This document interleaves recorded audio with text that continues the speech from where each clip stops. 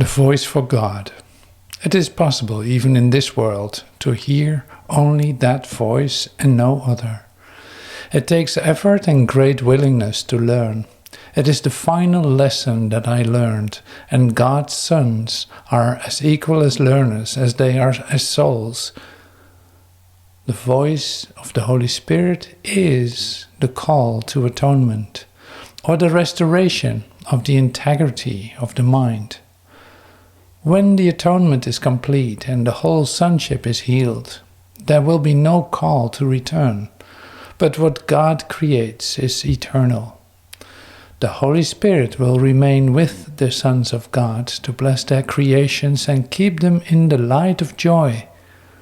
You are the kingdom of heaven, but you have let the belief in darkness enter your minds, and so you need a new light.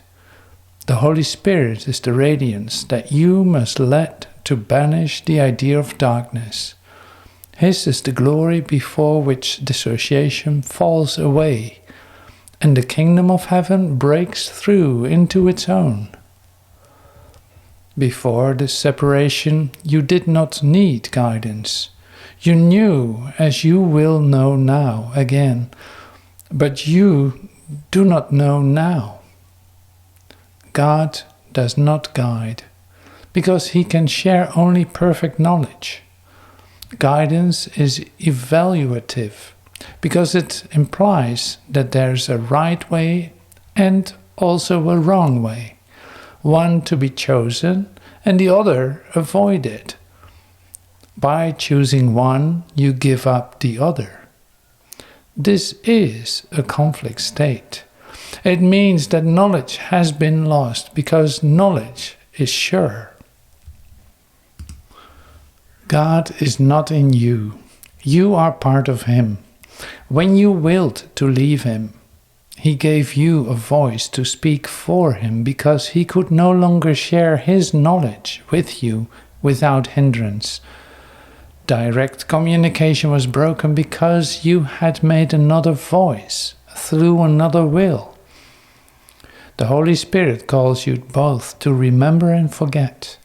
You have chosen to be in a state of opposition in which opposites are possible. As a result, there are choices which you must make.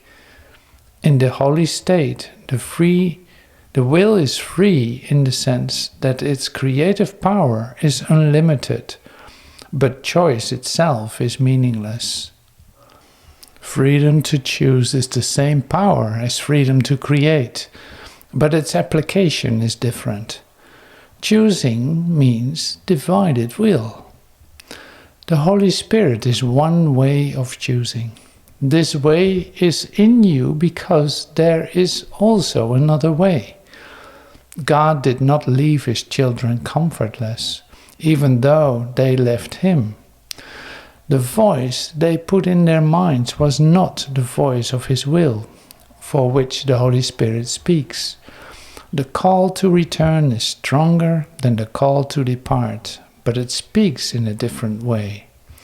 The voice of the Holy Spirit does not command, because it is incapable of arrogance. It does not demand, because it does not seek control.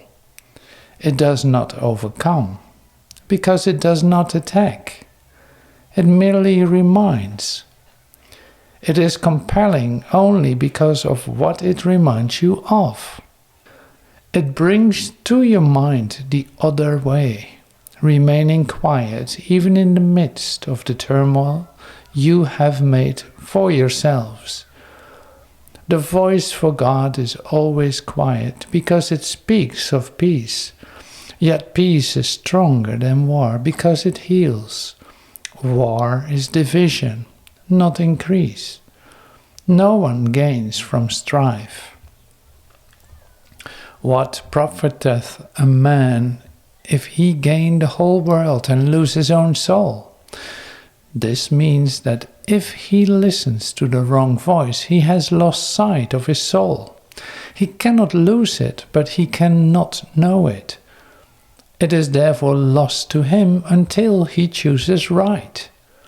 The Holy Spirit is your guide in choosing. He is the part of your mind which always speaks for the right choice, because he speaks for God. He is your remaining communication with God, which you can interrupt but cannot destroy.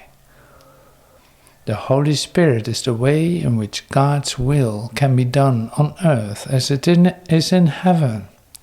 Both heaven and earth are in you because the call of both are in your wills, and therefore in your minds. The voice for God comes from your own altars to Him. These altars are not things, they are devotions. But you have other devotions now. Your divided devotion has given you the two voices, and you must choose at which altar you will to serve. The call you answer now is an evaluation because it is a decision. The decision itself is very simple. It is made on the basis of which call is worth more to you. My mind will always be like yours because we were created as equals. It was only my decision that gave me all power in heaven and on earth. My only gift to you is to help you make the same decision for yourself. The will for this decision is the will to share it, because the decision itself is the decision to share. It is made by giving, and is therefore the one act of mind that resembles true creation. You understand the role of models in the learning process and the importance of the models you value and choose to follow in determining what you will to learn. I am your model for decision. By deciding for God, I showed you that this decision can be made and that you can make it. I promised you that the mind that made the decision for me is also in you, and that you can let it change you just as it changed me. This mind is unequivocal because it hears only one voice and answers in one way. You are the light of the world with me. Rest does not come from sleeping, but from waking. The Holy Spirit is the call to awake and be glad. The world is very tired because it is the idea of weariness. Our task is the joyous one of waking it to the call for God.